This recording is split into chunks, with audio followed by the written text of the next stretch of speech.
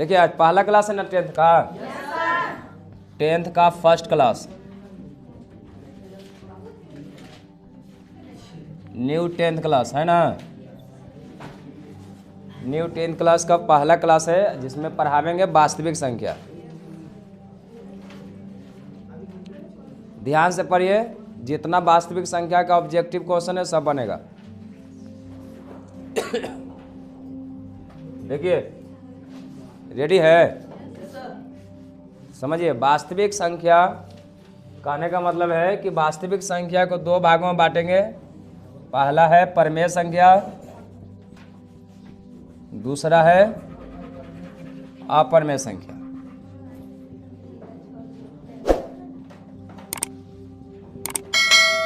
ध्यान समझिए, पर लिखना नहीं है, लिखे वाला नहीं है। सारा चीज़ आपको असाइनमेंट में मिल जाएगा, इसे लिखना नहीं, सिर्फ समझो बस, लिखना नहीं है। सारा चीज़ असाइनमेंट में है, असाइनमेंट लोगे सब मिल जाएगा। सिर्फ समझिए, ऑब्जेक्टिव में याद नहीं किया जाता है, सिर्फ समझा जाता है। वास्तविक संख्या को दो भागों में बांटे, परिमेय संख्या और अपरिमेय संख्या। समझ गया ना?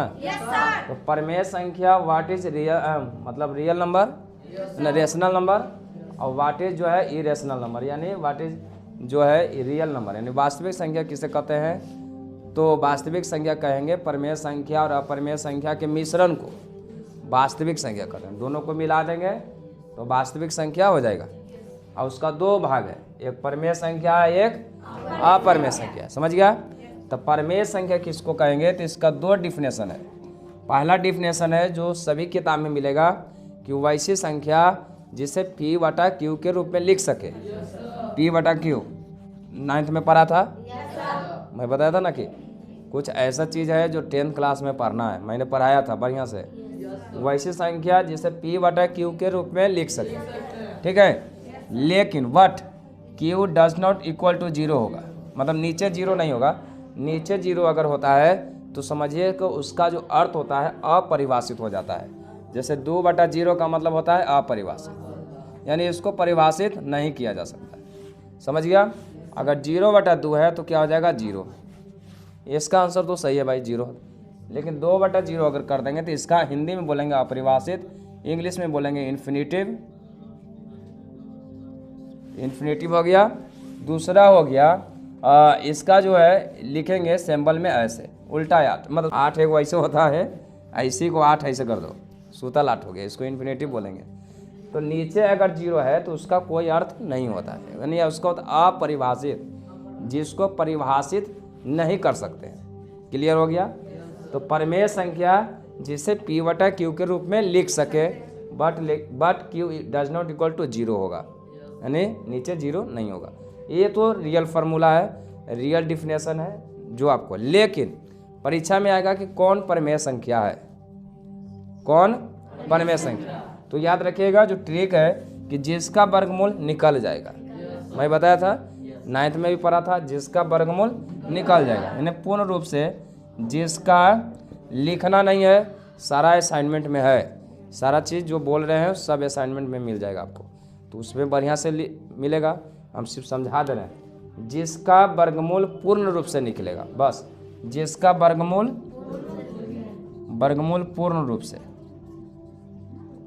पूर्ण रूप से निकल जाएगा, है ना, निकल जाएगा, वो क्या कहलाएगा? परिमेय संख्या। जैसे मान लो √4 है तो √4 का वर्गमूल कितना होता है? 2 होता है। √16 के 4 हो गए। तो ये जो भी ये संख्या हो गया तो परिमेय संख्या हो गया। दूसरा परिमेय संख्या कि जिसको जो है P बटा Q के रूप में लिख सके। तो 2.3 तो 2.3 को लिखेंगे कि नहीं लिखेंगे? तो 2.3 को लिख देंगे। तो अब इसको कैसे लिखेंगे? 23 बटा 10 हो जाएगा। अब इसको अगर माथा पर बार कर देते हैं तो 23 बटा क्या हो जाएगा? 9 हो जाएगा, क्यों दशमलव के बाद एक अंक पर बार का चिन्ह है, तो उसके मतलब में 9 होता है। तो नीचे देखो P बटा Q के रूप में लिखा है कि नहीं, लेकिन इसी को अगर इस रूप में लिख दे 2.03 003 003 ऐसे से करके, तो ये परिमेय संख्या है कि नहीं है? नहीं है, क्योंकि ये जो बढ़ते जा रहा है ये नहीं हो सकता। तो अब समझ गए परिमेय संख्या किसको कहेंगे? जिसको P बटा Q के रूप में लिखेंगे और जिसका वर्गमूल निकल जाएगा। क्लियर हो गया ना? अब आइए अपरिमेय संख्या। ये समझ में आ गया सबको? जिसका वर्गमूल पूर्ण रूप से निकलेगा परिमेय संख्या कहलाएगा, जिसका वर्गमूल पूर्ण रूप से नहीं निकलेगा वो अपरिमेय संख्या होगा। और जिसे p बटा q के रूप में लिख सकते हैं वो परिमेय संख्या हो। क्लियर हो गया सबको? क्या परिमेय संख्या किसको मतलब कहेंगे? कि जिसका वर्गमूल निकाले जाए। तो वर्गमूल कैसे निकलेगा? एकदम पूर्ण रूप से। जैसे √25 है तो √25 का निकलता है 5 हो गया। लेकिन अगर रूट यही अगर इसको कर दो 7 तो नहीं निकलेगा। इसको निकलेगा लेकिन पॉइंट में निकलेगा लेकिन पॉइंट में, तो पॉइंट वाला नहीं, पूर्ण रूप से निकलना चाहिए। क्लियर हो गया सबको? ये समझ गए परिमेय संख्या मतलब बोलेगा कि कौन परिमेय संख्या, तो बना लोगे। अब आइए यहाँ अपरिमेय संख्या, वैसे संख्या जिसे p बटा q के रूप में ना लिख सके, यानी p बटा q के रूप में ना लिख सके। समझ में आ रहा है? जिसे p बटा q के रूप में नहीं लिख सकते तो कैसे नहीं लिखेंगे? 2.03 003 003 मतलब ऐसे ऐसे जा रहा है तो लिखेंगे नहीं, क्योंकि ये बढ़ रहा है तो इसको हम नहीं लिख सकते हैं। क्लियर हो गया सबको? यानी p बटा q के रूप में नहीं लिख सकते हैं वो अपरिमेय संख्या कहलाएगा। दूसरा बात, जिसका वर्गमूल पूर्ण रूप से नहीं निकलेगा वो अपरिमेय संख्या कहलाएगा। जैसे मान लो जो कि अभी √7 लिखे थे, √2 का वर्गमूल होता है कितना? 1.414 होता है ना, तो नहीं निकला, यानी निकला लेकिन पॉइंट में निकला। जिसका वर्गमूल जो है पूर्ण रूप से नहीं निकलेगा, यानी जिसका वर्गमूल नहीं निकलेगा वो अपरिमेय हो गया। आप p बटा q के रूप में नहीं लिखेंगे वो क्या हो जाएगा? अपरिमेय संख्या। क्लियर हो गया सबको? कोई दिक्कत? पहचानने के लिए आएगा, पहचान जाओगे? बस यह 2 चीज़ आएगा पूरा 10वां क्लास में ऑब्जेक्टिव में। इससे आपको 2 क्वेश्चन आएगा। एक क्वेश्चन आएगा कौन परिमेय है कौन अपरिमेय नहीं है, या कौन परिमेय है कौन परिमेय नहीं है, कौन परिमेय है कौन परिमेय नहीं है। कोई दिक्कत किसी को? ये क्लियर हो गया सबको? अब इसी में जो क्वेश्चन है आपको थोड़ा सा घुमा उमा के दे देगा, तो सिर्फ यह 2 तरीका याद रखना। जिसका वर्गमूल निकलेगा परिमेय हो जाएगा, जिसका वर्गमूल नहीं निकलेगा वो क्या हो जाएगा? क्लियर हो गया ना सबको? अब आइए दूसरा, दिमाग में सबको घुस गया? अब आइए 2 चीज होता है, मासा और लासा। मासा और लासा, इसको एचसीएफ बोलते हैं, इसको एलसीएम बोलते हैं। इंग्लिश में एचसीएफ, लासा को एलसीएम। महत्तम शॉर्टकट में मासा लासा, फुल फॉर्म में हो गया महत्तम समावर्तक, लघुत्तम समावर्तक। ये सब पढ़ा है ना बचपन में? नहीं पढ़ा है? तो बचपन में पढ़े थे मासा लासा निकालने के लिए। तो मान लिया जाए कि हमको निकालना है 16 से निकालना है 100 को, तो 16 से इसे भागा देते हैं, और 16 48, 16 चौक 64, 16 पचे 80, 16 चक 96, ऐसे देते हैं ना। 4 से 16 में ऐसे देते हैं, फिर 16। लघुत्तम रहेगा निकालने के लिए तो ऐसे निकाल देते हैं, ऐसे है ना, 2 से फिर 3 से। तो ये था बचपना, ये बचपना था ना, बचपन में पढ़े थे। लेकिन अब हम 10वां क्लास में भी मासा लासा पढ़ना है, तो उसको कैसे पढ़ेंगे? तो इस तरीका से नहीं पढ़ेंगे, उसको जो है अब दूसरा तरीका से पढ़ेंगे, है ना? कोई दिक्कत? अब इसमें जो है कई गो तरीका होता है, याद रखिए। मासा निकालने का एक ट्रिक याद रखिए, जो मिल गया, जो मिल गया, जो मिल गया मासा हो जाएगा। जो नहीं मिला, जो नहीं मिला क्या हो गया? लासा। कुछो नहीं मिला, कुछो नहीं मिला, मिला तो मासा 1 हो गया। ये 3 चीज़ें सब असाइनमेंट में लिखा हुआ है, घर बनाना नहीं है, सिर्फ माइंड में भी सेटअप करो। जो मिल गया क्या कहलाएगा? मतलब मासा निकलेगा। जो मिलता है उससे मासा हो जाएगा। जो नहीं मिला लासा। कुछो नहीं मिलेगा तो मासा 1 हो जाएगा। कुछो नहीं मिला तो मासा कितना हो जाएगा? क्लियर हो गया? यानी जो मिल गया मासा, यानी मासा निकलेगा। जो नहीं मिला लासा। कुछो नहीं मिलेगा तो मासा 1, उसका आंसर एकदम फिक्स हो गया, आंसर 1 हो जाएगा। कोई दिक्कत? अब तीसरा जो है लगातार सम संख्या, सम संख्या का मासा, याद रखिएगा। सब लिखा हुआ है, लिखने की जरूरत नहीं है। लगातार सम संख्या का मशक 2 होता है। लगातार सम संख्या का मशक कितना होता है? 2। अब लगातार यहाँ विषम हो जाएगा, विषम संख्या का मशक कितना हो जाएगा? 1। लगातार विषम संख्या का मशक कितना हो जाएगा? क्लियर? सबको समझ में आ रहा है? फिर लगातार नीचे दिखाई दे रहा है सबको? लगातार ऐसा हो जाएगा अभाज्य, अभाज्य संख्या। अभाज्य संख्या का मशक कितना हो जाए? 1। या देखो ये सब ट्रिक है, आएगा परीक्षा में, एकदम जैसे लिख रहे हैं उसी आएगा। याद रखो, सिर्फ आपको माइंड में सेट करने की जरूरत है।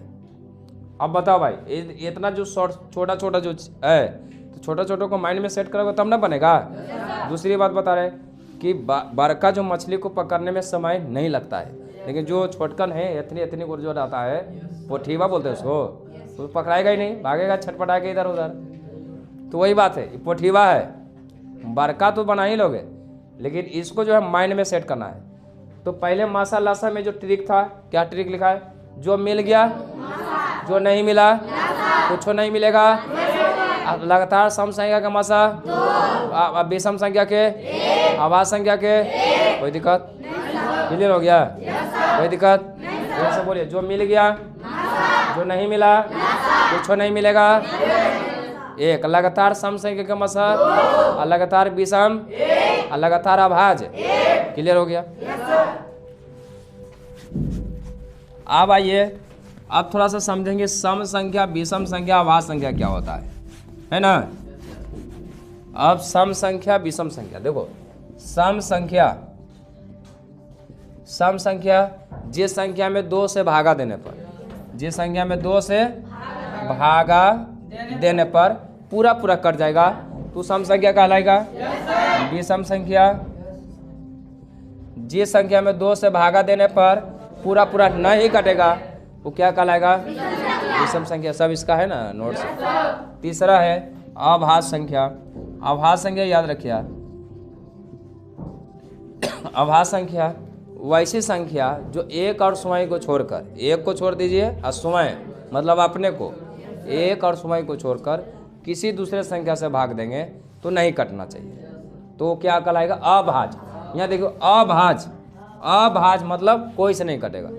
तो ये संख्या मतलब वैसी संख्या जो 1 और स्वयं, एक और स्वयं, जैसे मान लो कि हम लिख दिए 13, तो 13 को जो है 1 को छोड़ दीजिए, 1 को स्वयं को छोड़िए, कोई से अगर भागा दीजिएगा तो कटेगा? नहीं कटेगा। जब भी कटेगा तो 2 से, 1 से कटेगा और 13 से कटेगा, लेकिन आप कोई से करता है क्या? नहीं कटेगा।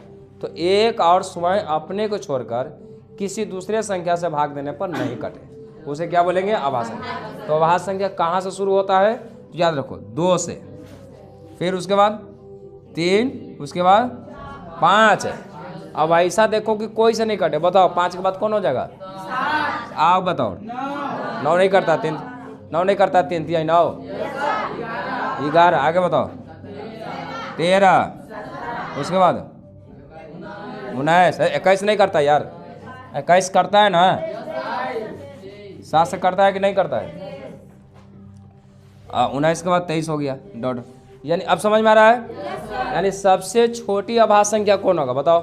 2 हो जाएगा। सबसे छोटी अभाज्य संख्या 2 हो जाएगा। यानी कहने का मतलब है कि क्लियर हो गया सबको माइंड में? यानी अभाज्य संख्या 1 और स्वयं मतलब अपने, हम कहें कि हमको हमारे बीबी के छोड़ के बाकी सबके मार दो, यही ना हुआ जी? हम बोले कि हमारे बीबी अपने यानी स्वयं को छोड़ दो, बाकी सबको मार दो। तो यानी कहने का मतलब है 13 को जो है कहता है कि एक को छोड़ो, एगो हमको छोड़ो, बाकी जो है किसी से मार के देखो हम मरेबे नहीं करेंगे। जब भी मारेंगे तो 2 को से मारेंगे, एगो चाहे तो 1 मारेगा हमको, नहीं तो हम अपने आप को मार लेंगे। समझ रहे हैं? उसी तरह जो है, जैसे अब चंद्रशेखर आज़ाद के बारे में सुनिएगा तो चंद्रशेखर आज़ाद भी कहता था कि हम कोई से नहीं मारेंगे, जब भी कोई मारेगा तो चाहे तो मेरा दोस्त मार देगा, चाहे तो हम अपने खुद मार लेंगे। तो बात तो वही हुआ, चंद्रशेखर आज़ाद को पकड़वाने वाला कौन था? दोस्त, जिगरी दोस्त। और जब मरने का समय आया कि देखो अब नहीं बच पाएंगे तो अपने से गोली मार दिया, माइंड में मर गया। तो उसी तरह वो भी एक अभाज्य संख्या था भाई। तो उसी तरह जो है यहाँ भी है। आवाज संख्या समझ में आ गया? क्लियर हो गया सबको?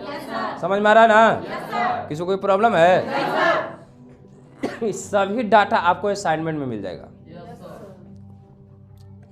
कोई ऐसे तो आज न कल तो असाइनमेंट लेना ही है, इसलिए घबराना नहीं है। और अभी सिर्फ समझिए, अभी मैंने 2 चीज़ पढ़ाया, प्रमेय अप्रमेय, क्लियर।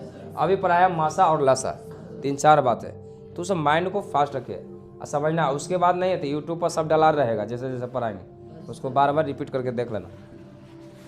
अब आइए, अब देखना है कि हम मासा निकालेंगे भाई कैसे, जो मिल गया जो नहीं मिला कैसे, ये कैसे होता है भाई, ये कहाँ पे फिट करेगा, तो कैसे फिट करता है वो देखिए। मान लो जो एग्जाम्पल है, मान लो 16 है ना, 20 अब हो गया 26। कहता है का मासा और लासा निकाले, है ना। मासा और लासा निकाले। हम लोग तो बचपन में पढ़े थे, भागा देखे जो बताए थे। लेकिन यहाँ याद रखना है 16 को अभाज्य गुणनखंड करेंगे तो 2 गुने 2 अभाज्य गुणनखंड आता है ना, ऐसे करें 2 से ऐसे, फिर 4, फिर 2 से ऐसे आता है, करें तो 2 गुने 2 गुने 2 गुने 2 हो जाएगा। 20 के बताओ, 2 गुने 2 गुना 5 हो जाएगा। 26 के कितना हो जाएगा, 2 गुना 13 हो जाएगा। कर लिए? एक सबको करे आता है ना, कि नहीं आता करे? अब आइए मासा लासा, ध्यान समझिएगा। एक अभाज्य गुणन कर लिए। मासा मतलब मिल गया, मासा मतलब मिल गया, लासा मतलब नहीं मिला। मासा का मतलब मिल गया, लासा का मतलब तो मासा मिल गया। मिलाओ, सब में क्या मिलता है? 2-2 मिला है। आपको मिला है क्या? तीनों में मिलना चाहिए, तीनों में याद रखो। अब 2 में, अब 2 को में भी मिल रहा है, 2-2 नहीं, तीनों में मिलना चाहिए। अब तीनों में क्या मिल रहा बताओ? सिर्फ 2 मिल रहा है। आप कोई मिल रहा है क्या? नहीं मिल रहा, तो सिर्फ 2-2 मिल रहा है, तो मासा 2 आंसर हो गया। हो गया आंसर 2 आ गया। बताओ किसी कोई प्रॉब्लम? यानी मासा का मतलब जो मिल गया वही आंसर हो। लासा, अब लासा में पहलका को पूरा लिख लेंगे, ऊपर का 2 गुने 2 गुने ऊपर का को पूरा लिख लेंगे पहले। अब सब में मिलाइए पहले। अब जो है सेकंड वाला में मिलाएंगे, तो जो नहीं मिलेगा उसको लिखते जाना है। तो बताओ इसमें मिला है तो 2 को 2 खाली मिलता है, 5 नहीं मिलता था, 5 यहाँ उतार देंगे, ठीक ना। अब ठीक है, अब इसमें मिलाओ तो 1 2 को मिलता है, जो मिलता है छोड़ दो और जो नहीं मिलता है लिख दो। तो बताओ कौन नहीं मिलता है? 13। अब इसी को गुना करके यहाँ लिख देगा, हाँ यही क्या हो गया आंसर। फिर समझो, मासा लासा में क्या करना है, पूरा पहलका को एक बार लिख देना है, जितना रहेगा लिख देना है। अब 3 को है तो तीनों में अब सेकंड वाला में मिलाना है, तो जो मिलता है उसको छोड़ दो वहीं, कह के चल बेटा तू ना मिले है, चल हमारे साथ है। तो इसमें यहाँ पे 4 को 2 था, 2 को 2 मिल रही यहाँ, 5 नहीं मिला, उतार दिए यहाँ। अब इसमें मिला है, इस सबको मिलाना यहाँ, तो 13 जो नहीं मिलता 13 लिख दिए। क्लियर हो गया सबको? समझ गया ना? ये वाला तो लिखना ही पड़ेगा किसी भी कीमत पर, ये तो लिखना पड़ेगा ना। एक वो अपने से बना के दिखाना है, इसको लिख लो।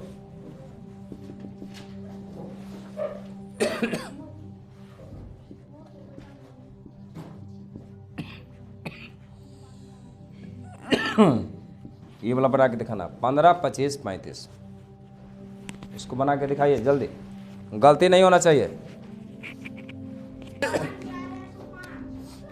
देखो 15 के तोड़ेंगे तो 3 गुने 5 हो जाएगा, 25 के 5 गुने 5, 35 के 7 गुने 5, 5 गुने 7 है ना। मासा बताओ, मासा बताओ क्या क्या मेरा बताओ? 5 मेरा है, 5 हो गया। लासा बताओ, 3 गुने 5, यहाँ पे देखो यहाँ 1 को 5 है, यहाँ पे 1 को 5 मिल रहा है, तो 1 को 5 नहीं मिल रहा है, उतार देंगे। अब यहाँ 2 को 5 है, यहाँ 1 को 5 है, क्लियर है। यहाँ पे 7 नहीं मिल रहा, कितना गुना करके आया है? 525 आंसर हो गया। समझ गया? समझ में आया भाई? कोई दिक्कत, कोई प्रॉब्लम?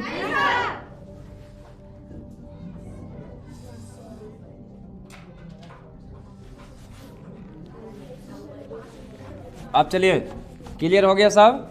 मासा लासा निकालने के लिए क्लियर हो गया? कोई दिक्कत किसी को? अब देखिए क्वेश्चन आएगा कि अब ये था मासा और लासा के बारे में एकदम क्लियर हो गए ना, किसी को कोई प्रॉब्लम? अब आइए शांत और अशांत, शांत अशांत। अब जो नौवां पढ़ा जो सब लड़ रहा है ना कि नहीं लड़ रहा है?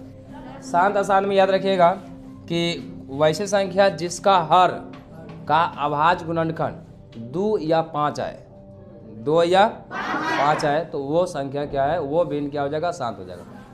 वैसे परमेय संख्या जैसे मान लो कि यहाँ पे 7/25 है ना, तो इसका जो हर का जो अभाज्य गुणनखंड होगा तो 2 या 5 आए, 2 या 5, समझ गया? 2 या 5 आए या 2 और 5 आए, दोनों आए। अगर 2 और 5 आएगा तो शांत हो जाएगा, याद रखना। 2 या 5 के अलावा तीसरा कोई अंक आएगा तो क्या हो जाएगा? अशांत हो जाएगा, समझ गया ना? तो मान लो कि ये देखिए इसमें अभाज्य गुणन करेंगे तो सिर्फ 5 × 5 आ जाएगा, तो क्या हो जाएगा? शांत हो जाएगा। लेकिन अशांत में क्या हो जाएगा? अगर मान लो यहाँ पे हो जाता 75, समझ में आ रहा है? तो यहाँ हो जाएगा 25 या 75, 3 आ गया, आ जाएगा ना? तो जब आ जाएगा 3 आ गया तो क्या हो जाएगा? अशांत हो जाएगा। क्लियर हो गया ये वाला?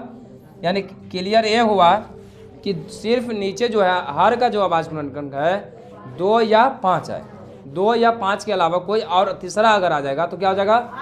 आसान। क्लियर है ना? अब आइए बार वाला।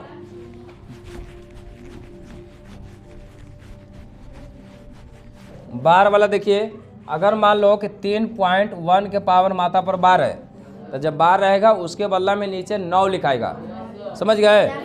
तो देखिए 31 दशमलव के बाद 1 अंक है, कर बदला में 9, ठीक है? लेकिन जिस पर नहीं है तो उसको माइनस करेंगे, यानी 31 में कितना माइनस होगा? 3। तो बताओ 3 माइनस होगा तो कितना हो जाएगा? 28/9 हो जाएगा। यही आंसर हो गया।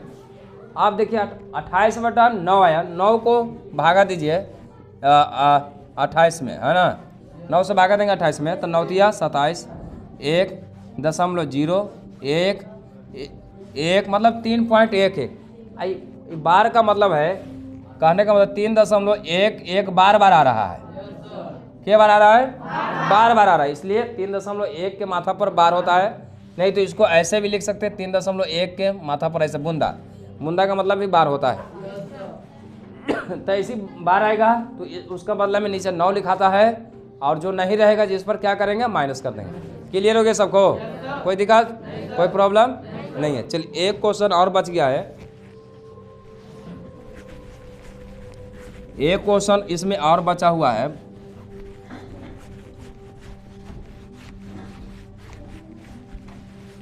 दो संख्याओं का मासा और लासा, याद रखिए, दो संख्याओं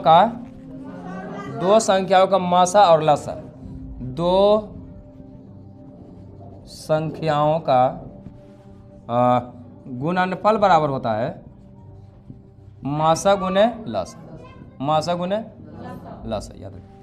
दो संख्या है, मान लो कोई भी दो संख्या लिए 15 और ले लेते हैं, मान लो कि 20 ले लेते हैं ना, तो 15 और 20 में गुना करेंगे तो कितना हो जाएगा? 300 हो जाएगा।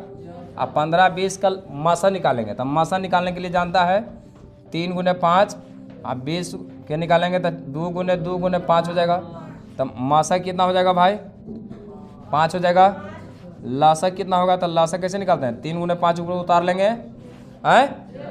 अब यहाँ पे 2 को 2 है, पंथी आई 15, अब 15 दूनी 30, 30 दूनी 60, यानी लासा कितना हो जाएगा? 60। समझ में आ रहा है ना? लासा 60 हो गया, मासा कितना हो गया? 5।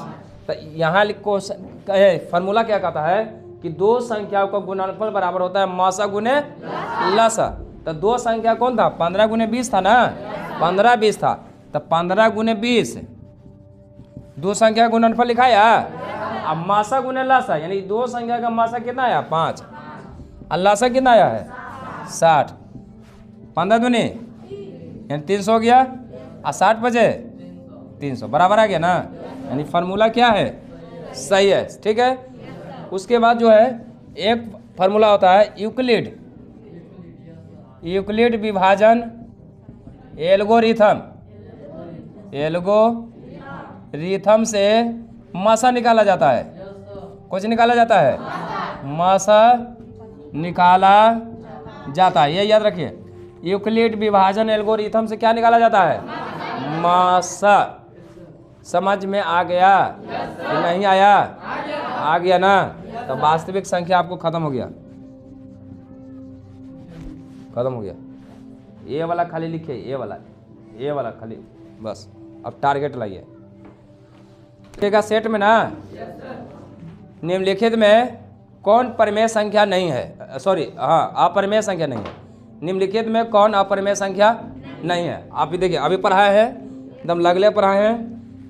ऑप्शन ए में है √7, बी में है √3/7, सी में है √2/5, √5, डी में है √75/√48। कहता है कौन अपरिमेय नहीं है, तो अपरिमेय नहीं है मतलब परिमेय है। कौन है में अपरिमेय नहीं है तो कौन में परिमेय है? ये है आंसर, देख के नहीं बताना है। देखिए, पहला तो ये अपरिमेय संख्या है ना? ये नहीं होगा। अपरिमेय नहीं है मतलब परिमेय में कौन है? ये भी नहीं होगा, ये भी नहीं होगा। ये वाला देखते हैं कोशिश करके, क्योंकि 75/48 है, तो 75 देखो ऊपरे नीचे रूट रहेगा तो सिंगल रूट कर देंगे ऐसा, 75/48 हो जाएगा, अंडर रूट 75/48। तो 25 75 16 48, 25/16, 25/16 का वर्गमूल होता है ना 5/4, ऐसे होगा। हम बोले थे ना कि थोड़ा सा घुमा के दे सकता है, ये दिमाग आपको लगाना है, समझ गए? ऐसे डायरेक्ट कैसे 75 का वर्गमूल कैसे निकलेगा? नहीं निकलता है, उसको जब ही निकलेगा तो पॉइंट में निकलेगा, तो इसको काटे तब निकला, समझ गए ना? दूसरा क्वेश्चन कहता है कि √3 और √5 है, यानी √3 और √5 क्या है? पूर्णांक संख्या है कि एक अपरिमेय संख्या है, एक परिमेय संख्या है कि इनमें से कोई नहीं? बताओ क्या है? √3 और √5 क्या है? परिमेय है कि अपरिमेय है कि पूर्णांक संख्या है? अपरिमेय संख्या है। पढ़ाएं जल रहा है ना? दूसरा है शांत कौन है भाई? तीसरा में देखिए शांत कौन है, दूसरा में देखिए क्या है भाई, पांचवा में देखो क्या है, देख लो, है ना?